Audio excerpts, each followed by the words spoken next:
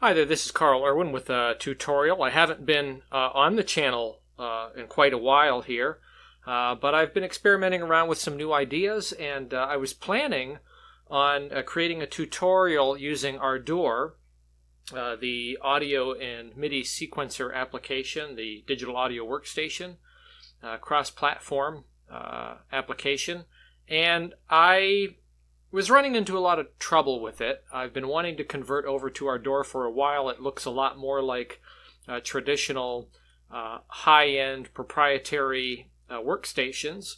And I found that working in Ardour, even with the plugins that were part of it, saving files and trying to reopen files and try to get it, just trying to get a project done, I found that it suffered more crashes than a demolition derby. So I got away from that, and one of the big draws towards Ardour was the fact that it could use video, that you could stream video live while you are inputting data, MIDI data in my case, because I tend to work almost exclusively in MIDI. I don't record a lot of live audio. If I'm recording audio, I'm usually recording a sample that I'm using in a MIDI environment. So I thought it would be great to switch over so that I could score to picture. I could input MIDI data and play directly into a film and score directly to picture, rather than having to do the mathematic old school process of creating a cue sheet with hit points and then working separate from picture when working film score. And the reason why I wanted to do that was because LMMS notoriously does not have any capability on the video end. Now, it's interesting to note that LMMS is essentially a MIDI application that can work with audio. It doesn't record directly into any channels, but it can work with pre-recorded audio that is recorded separate from it. It can do some very basic placement and cutting, and then some effects can be applied through the effects mixer, but it doesn't really work with audio. It's a MIDI program, and that's why digital, electronic music artists tend to, use this. These people that are getting into creating electronic beats and synthesizer tracks and electronic dance music, that kind of stuff. Get into using LMMS because that is what it seems to be geared towards. Now, as I've demonstrated in the past, you can use LMMS to create orchestral MIDI mockups. But this issue with the video syncing is a problem when doing that in relationship to film score. Again, you have to do it old school. Ardour, on the other hand, began as an audio application. It was an audio interface where you would record and then you would sequence audio tracks that you record. And it had very limited MIDI capability until not too long ago, when that became a lot more robust, within the last 5 years or so. And since then, they've gotten quite a bit of the MIDI code written, and it's now a fully fledged audio and MIDI sequencer. Much like a lot of proprietary platforms, as I said before. But it's still kind of unstable. It does suffer some problems with plugins. And just a note to the developers, I've seen on some of the forums and some of the documentation surrounding Ardour, there's a lot of defensive posturing when they're criticized for the way plugins work in there. And they say, well, don't blame us for the plugins. Well, there's a lot of people putting in a lot of time into it, and that is, greatly appreciated by those that use it. However, the expectation, I guess, with any platform is that it would be able to handle plugins. You don't blame the plugin. It's your environment that is having problems with the plugin. So, don't get so defensive. Just keep at it, and hopefully we'll get there with Ardour. It'll be a lot more stable. Also, the MIDI functions I find are not nearly as obvious as they are in proprietary platforms, and certainly as they are in LMMS, because LMMS is a MIDI application, as I said. So there's just some hang-ups that keep me from going over to Ardour as a MIDI a MIDI person, someone who works almost exclusively in MIDI. So I thought, well, this is a real bummer. I don't want to have to suffer crashes constantly, and just strange menus and locations for common, buttons. By working in Ardour, I'd rather just be able to get work done. So that brought me back to LMMS and trying to find a way to get video to sync with LMMS. Now, LMMS does not have MIDI timecode transport. It does not transport out its MIDI timecode such that you could sync or slave another application to it. Likewise, VST MIDI video players don't work in LMMS. Even one that was created as an LV2 won't work in LMMS through Carla. When you load up Carla, which is an extension rack that will run LV2, these are Linux VSTs essentially, plugins, it crashes when you try to run that particular plugin. It just crashes the whole thing and it fails to operate.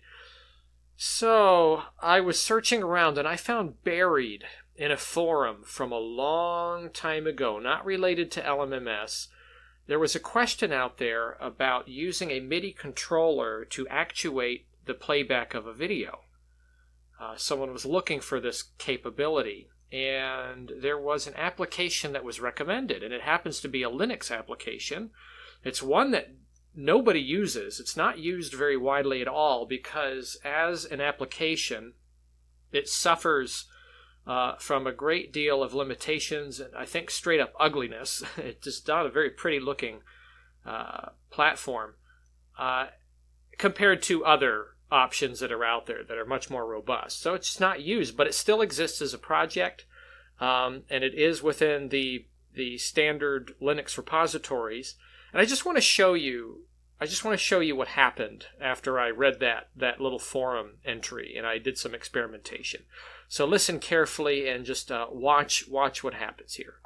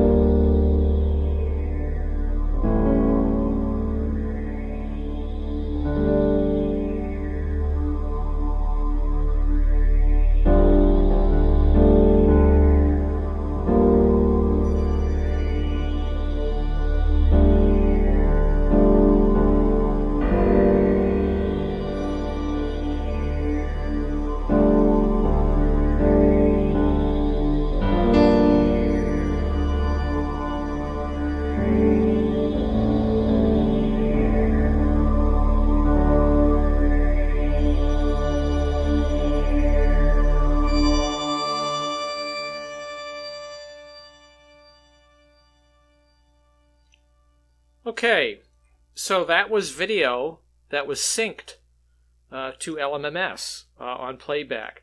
And what I discovered was there is a video editor project called Lives, Lives, and I played around with this project a long time ago when I was looking for a good video editor. And what I discovered was that it was subpar compared to other options, so I just let it go. I found buried in this forum discussion about MIDI controllers the fact that Lives has a MIDI learning layer that it can learn MIDI input data, and then that data can be applied to particular actions like playback and pause, or play reverse, these kinds of things. Lives has two layers to it. Is a video editor, a very basic one, but it is also, I guess, what you would call a VJ, video jockey sort of application where you can trim a video and then play it directly to an output. And it's this side of the application, the clip editor, the clip cutter, that has this capability. So I want to show you how you can sync if you're working in Linux, and I believe there is the possibility that you can run this on Apple as well. So you can run it on OS X. There will be, apparently, according to the website, which I got to say, the website's as ugly as the application, but the website says that in this year they should get a Windows installation running too, so it will be cross-platform. You really don't even need lives. You just need to find a video player that is MIDI aware. If you can find a video player that is MIDI aware, you can do this, I believe, on any operating system. So let's take a look at what's happening, and we'll talk about how I put this together. So let me just save the project I have. I'm going to close everything out, and I'm going to put this together from scratch, and you can see how this works. So also I have in here Blender. This is Blender 2.8. There will be Blender tutorials coming in the future. I have given Blender a rest for a while because 2.8 is imminent, this release. There is a lot that is still being worked on in 2.8, but it just didn't make sense for me to be making tutorials for 2.79 when so much is going to be changing in the new application. And it doesn't make sense to really be doing a lot of tutorials in 2.8 because a lot of what you will teach will change, overnight. So that, and also the fact that 2.8 is running still pretty slow compared to 2.79. They're really trying to clean it up and get it running a little bit more quickly. We're not there yet. So I think once we get a 2.8 release, we'll be looking at it much more closely. I'll be looking at different ways to hack it, as we've done before on this channel, and find ways to create quick renders using the new render engines that are available to us. I'm very interested in the Workbench render engine, actually. I'm waiting to see if they'll implement textures and materials in a way that we can hack it and make some fast renders in conjunction with Eevee as well. So that being said, this is 2.8. This is the video sequence editor, and I have in here the audio output from that LMMS project. And the neat thing here is you could have this open, and I could write over this file like I've demonstrated before on tutorials, and I can, play this back directly. So we could jump anywhere in here, and you can have kind of a quick mix always available to you. You'll see that things are not lined up right, and there's an explanation for that we'll get to in a moment. So let me just save this real quick. Close that out. And then lying underneath all of this is the Lives application. I'm just going to shut it down because I want to show you how to set this up from scratch. And it may even crash. This is not, there we go, it worked. This is not a very reliable application, but I think in the limited way that we're going to use it, I've had this open all day running and it hasn't crashed yet. So I'm thinking in the limited way that we use it, it should work pretty well. So right now I'm running Lubuntu because it's very low system resources, and I've just gravitated towards this one from Ubuntu Studio and Xubuntu or Xubuntu, whatever you want to call it, as those were kind of getting a little bit more bloated lately. So I've moved down here to Lubuntu, and I really like it so far. Everything seems to work fine. I loaded my Ubuntu Studio repositories and the KX Studio repositories as well, so I still have access to the real-time kernel and all of those good applications, great applications with frequent updates. Okay, let's get into it here. We're going to open up Lives. So you want to go download Lives, and you'll see this is what it looks like. It is very ugly. I can't say that enough, but we don't care because it's going to do a neat job for us. And it'll load in some plugins and whatnot. None of the stuff we're going to use. We're only going to use a very surface element of it. I changed the skin a little bit because, like I said, it looks horrible. And even this skin looks pretty bad too. But I have it set to open up in the clip editor, and this is where we're going to do the magic. We need to load in our file. Now, I created a video I rendered an output video of my original film strip with timecode burned into it. I did that using Blender. Blender has in its render output settings the ability to enable a timecode print on it, and it'll give you a SMPTE timecode. So I did that, and that's what we're going to use in this because it'll help us sync a little bit better to LMMS. So we'll open up that file here and see if I can find it. Projects, score to picture, and this one here, Beach 24 FPS timecode.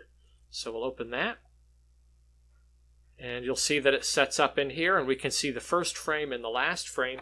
I will say this, the nice thing about Lives is it doesn't have a lot of information gathering. It just takes the file and it knows what its frame rate, what its resolution is, and it just opens it up ready to work and ready to play back in its proper time. So that is the one nice thing I'll say about Lives. Whereas when you're working with other platforms, sometimes you have to input a lot of information to get video to play back properly, especially when you're mixing frame rates. So here we are, and we have some capability here to have a play window that will pop out, a pop-out play window, rather than playing it directly. I can play it directly in here, and you can see the file playing back. But we have a pop-out window. We're going to enable that. And I'm also going to disable audio. We don't want to have the audio playing.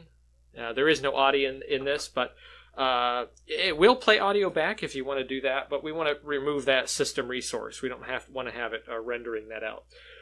If you were going to have your video playback audio, you might want to render your audio separate and then put that as a track inside of LMMS. We can talk about that when we get to the LMMS side. The next thing we want to do is you want to open up LMMS. So we'll open an instance of that. And I have an orchestral template that I use. We've talked about this in previous tutorials, creating a template that has your mixing already set. So I'm already set up for orchestral mixing. I also have reorganized my sound fonts so that everything is in my samples folder. And this is better than having a template in a digital audio workstation because you're not loading everything into memory. It's just sitting here on the side and you have very quick access to it. So I can just grab a sound font and drag and drop it right from the left-hand menu. So we're all set here. The next thing we want to do is put in a strip that is going to control our video output. So we'll add just an audio file processor, but we're not going to load any audio into it. We're just going to use the MIDI output. And I'm going to put in one note, and that will be C0, which is actually MIDI note 12 from 0 to 127. We'll close that. I'm going to put in another measure, and on this one I'm going to go all the way to the top, and I'm going to put in I'm going to put in B8, which is like 119, MIDI note 119. So I've got two measures with two MIDI notes at either end. This is just so we don't get confused about, note input. It's very easy to understand which MIDI note means on and which MIDI note means off.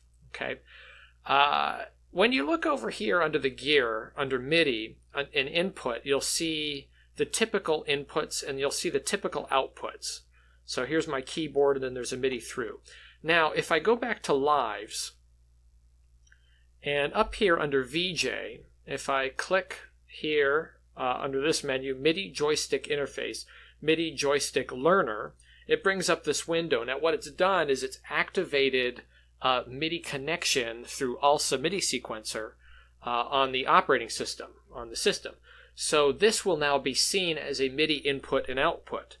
If I go back to LMMS, you'll see here in the drop down under MIDI output, I now have Lives. Now this would work with any video player that is MIDI aware and can program MIDI control. This is different from syncing with MIDI timecode. Lives does not sync with MIDI timecode as far as I can tell. And even if it did, LMMS does not sync to MIDI timecode, so we can't really use that feature. Hopefully in the future, LMMS will become more MIDI aware and we will have MIDI transport and MIDI timecode exporting capabilities. But as of right now, we don't have that. However, it will send a note or a controller to Lives to actuate particular elements of that program. So on their output, I want to check Lives. Now, if I go back to Lives, what I want to do in the learner is I want to play from LMMS, and the learner will pick up these 2 notes that we've created, and then we will assign those notes to actions. So if I go back to LMMS and I just hit play, it will play those 2 notes, and then I can come back to my Lives learner, and you'll see there's actually 3 entries here. I don't know why it does this, but one of them is a duplicate. So see, I have 2 note 12s. Excuse me. The first one we're going to use, so I'll check this to use it. And over on the right-hand side, it gives me all these options for triggering. So I'm going to select Start Video Playback for MIDI note 12. That's the very low note. I'm going to skip this one and just ignore it. The next one down here is MIDI note 119, and I'm going to select this to use it, and over here I'm going to put Stop Video Playback. We probably don't need to use that one, but I'll put it on there so that the video can be stopped at a regular point if you choose to inside of LMMS. Again, you will not be able to scrub through video within LMMS because it is not slaved, but you will be able to start at the beginning of the track, and you'll be able to have video syncing along with what you're doing, and you'll be able to input notes, and you'll be able to see in real time in LMMS the fruits of your labor after you have input some MIDI data. So we have these now set. We'll close the window. Back in Lives, a couple of other things very quickly. Under Edit, or Play rather, down here it says Separate Windows Sticky Mode. I'm going to check that off. I found that if you're using 2 screens, which is the way I normally work, I can put the video elements on one side, on one screen, and then the LMMS elements on the other. And when you uncheck that, it allows you to designate where the video will stay. If you leave that sticky thing turned on, sometimes the video playback will jump on top of your LMMS workspace. Here it's going to happen because we're looking at one screen, but normally I wouldn't want that to happen. So you want to uncheck that. So we're all set to go. Again, I just want to make sure that this is enabled here so that we can play outside of this screen. We'll go back to LMMS, and I'm just going to move this stop measure way out here. And if I hit play, we should see our video. And here we see that it is playing back. Now, right now, it seems to be syncing perfectly in time. I find it might be a little bit behind, but it actually is probably close enough. If you're looking at the MIDI time code down here, and then you're looking up here at the time entry in LMMS, note that this is not MIDI time code, or rather SMPTE time code. This is SMPTE time code, and what you're looking at over these digits on the far right, these are frames. So we have seconds, and then we have frames. You can't really line these up because this is referring to milliseconds and this is referring to frames. So these numbers are never going to line up. But what we want to do is get the seconds to click at approximately the same speed. And right now they're going pretty well. I wouldn't really change this at all. I think you would find that this is well within the 0.2 of a second ratio that you would need to have events be associated in real time. Okay. However, I do want to get some space in here that will allow us to have some lead time before the video starts. So I'm going to take this measure and move it over. And again, if you want to line this up really carefully, really closely, you can click on it, zoom in, click on it, hit Control, and then you can have a very fine tuning control over your position. So you could really perfect the alignment of the video playback. There is, in some instances, a bit of a latency, a bit of a delay. I find that either it's perfect like this or there's a 1 second delay. If there's a 1 second delay, we have a solution for that. Let me get into it here. Let's zoom back out. The next thing I want to put in here is a controller, an automation track rather. And what I want to do is I want to give myself 4 second headway that I will account for in my final output. There will always be 4 seconds before the track actually starts. And then when I sync this in a video editor, I will make sure that I have a 4 second headway on the audio track, or I can chop off those 4 seconds before I use my clip. So let's create that very quickly. A second, there's 60 seconds in a minute, so we will want to change the tempo to 60 beats per minute, but only for the first measure to give me 4 seconds. So I will enter in some MIDI data here, and we'll drag this over for 2 measures, and then I'm going to click, control click, and actually I want to go the other way. I'm going to click, control click and drag the tempo down to my automation track entry. I'll double click into this, and I want to make this quite a bit bigger so I can have a lot more finite control. And I want to set this very exactly to 60. So once it's big enough, I can get to 60.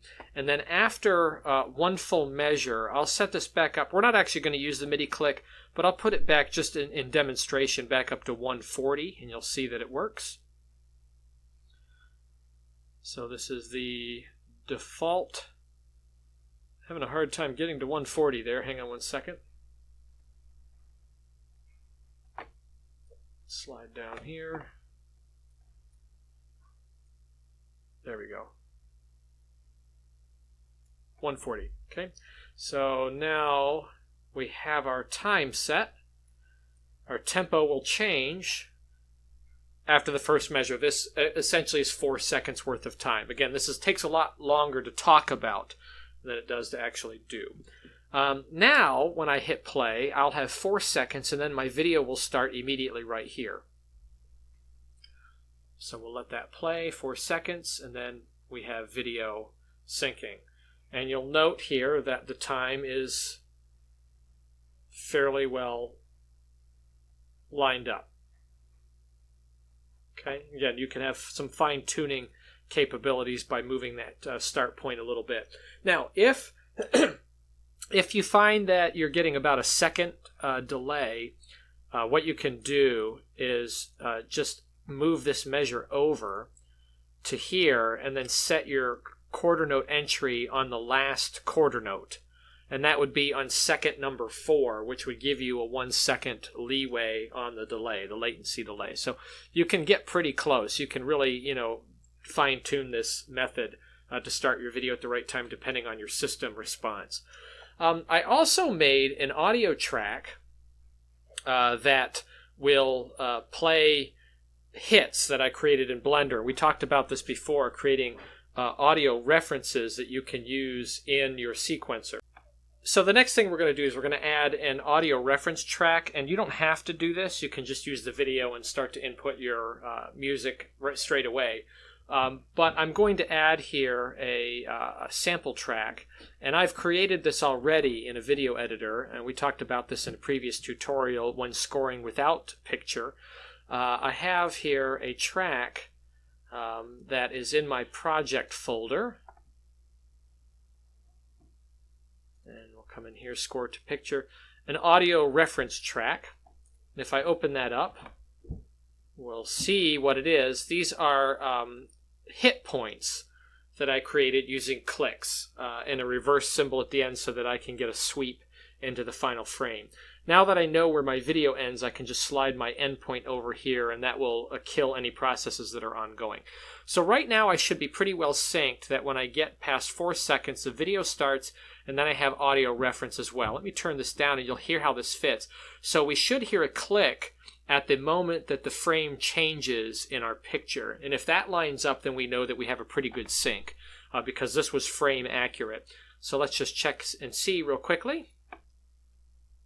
Now initially, this will change length because of our tempo change, but now everything lines up, and we'll see this will have a click. And you can see that the click is a little bit ahead of the video. It's pretty close, but it's a little bit ahead. You could easily score to this, and it probably would work just fine. But let's do this let's do this quickly. We'll make it a little bit better. See if we can get this a little closer. We'll hit Control, or rather click Control. I'm just going to slide this over a little bit.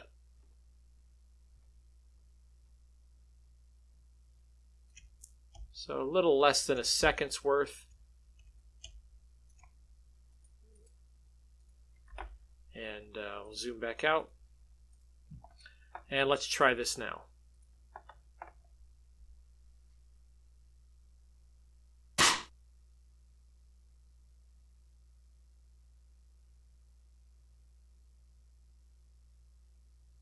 And that's about as perfect as you can get. Okay, so we are all set. I can use this track in playback to help me, hear my cuts, or I can just disable this track, whichever you want to choose. Again, you don't really have to do this. We were already pretty close without it.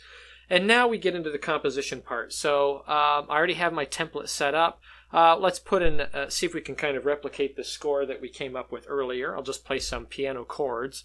And I'll come down here to my samples, go to my sound fonts, and strings and keyboards, and I have a piano sound font that I created and shared a while back.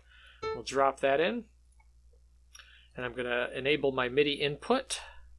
I'm running off of a Yamaha Clavinova piano here as my MIDI input, and we will enable the first piano roll, and also we want to pick the appropriate sound font. This is a stereo sound. We're going to go for the mono one.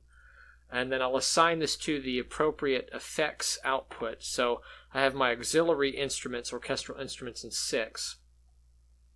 Now this is preset with reverb. There is a placement reverb and then a finish reverb.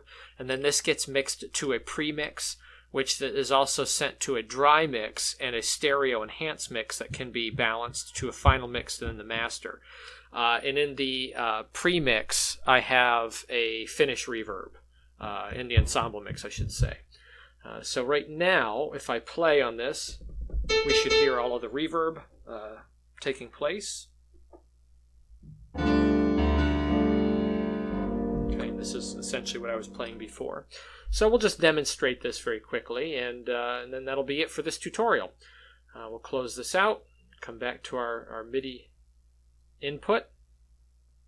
When I hit record, I will be recording my sound directly, and my video capture, or my video playback will begin, and I will be able to sync directly to picture, and I can line things up. So let's give it a shot.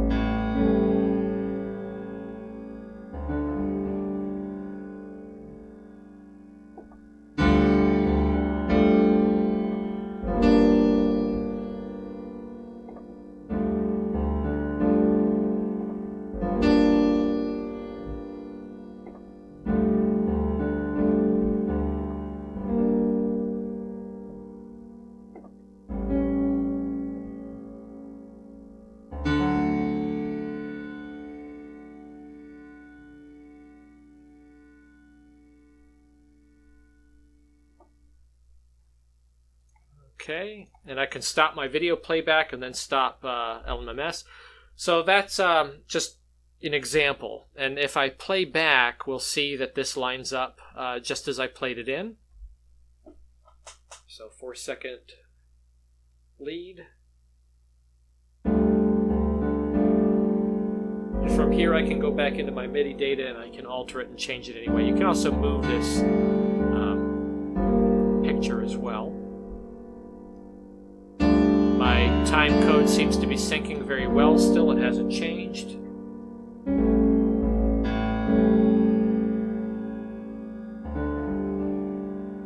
And there it is. So we'll stop that. Let's add one more layer just for the sake of demonstration. Let's find a preset, a synth preset. Let's see here.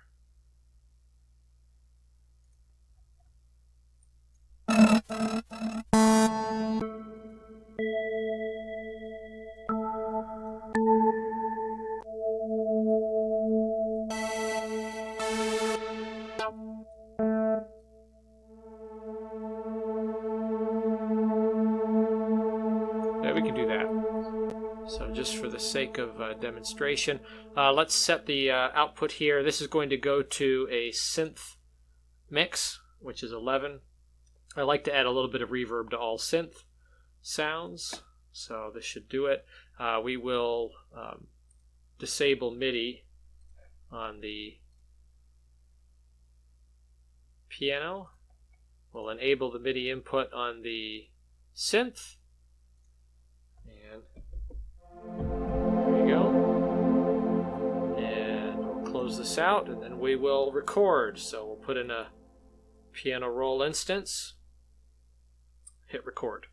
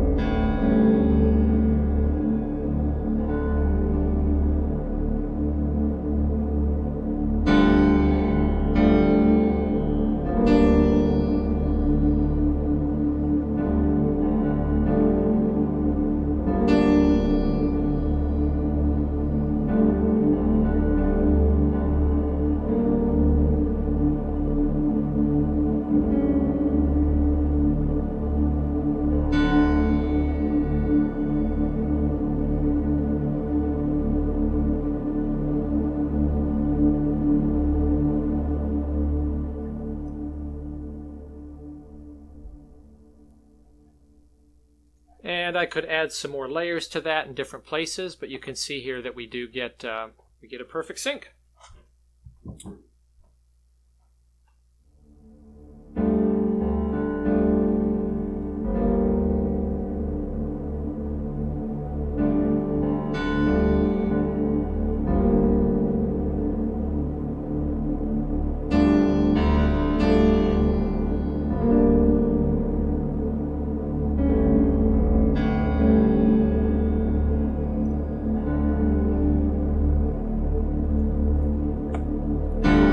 So from here you can export, and if you have multiple applications open with a video editor, you can really work in a procedural manner where you're funneling down the chain your output files. You can update and re-export and then update those files in the video editor, and you'll always be in the right spot. Let's take a quick look at what that looks like very quickly. We'll open up Blender and go to the video editor. I'm a little worried that the new Blender 2.8 does not have the video editor by default up here anywhere. I hope they don't dump the VSE part of the project, because it's a very useful component. So if any Blender developers hear me, don't make me nervous. Keep the VSE, because the VSE is one of the best Linux-based video editors that you can get, and we don't want to lose it. So video editing. And what I'm going to do is I'm going to add to this a video file. So we'll open up the movie, we'll go to Projects, and we'll find our video, which is going to be the original one, is this one right here. And this does not have the MIDI timecode in it. And then on top of that, in fact, what we'll do is we'll take this and we'll move it up on Y space, and I'm going to set this to a proxy render of 25% so that we don't tax the system. And then we will import our output. So we're going to add sound, and here's our score mix that we output from LMMS. Now remember that there is a 4-second lead to this. There's a 4-second headway on it. Also, we'll take this out to where the video ends roughly, and you can see that increment here because it dictates where the seconds are at on our timeline below. So if I take this audio file and I slide it over to the 4-second mark, frame accurate, I will get the identical sync to what I was dealing with in LMMS, that 4-second interval. And now if I hit play, Actually, I need to enable on my playback AV sync, audio scrubbing. If I hit play, we will hear our audio syncing perfectly.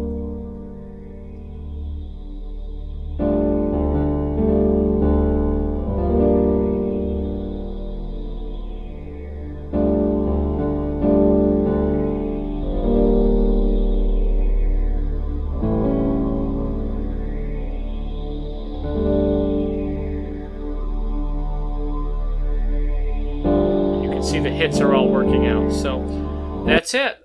Using lives with LMMS to compose to picture.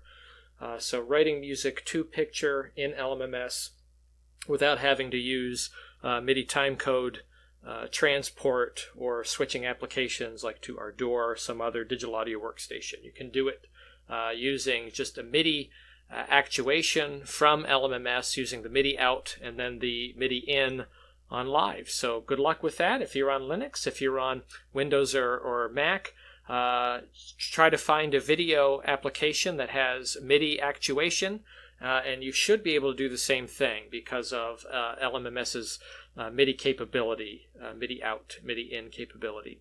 So good luck with that, and I wish you the best of luck with this idea, and can't wait to see what you make of it.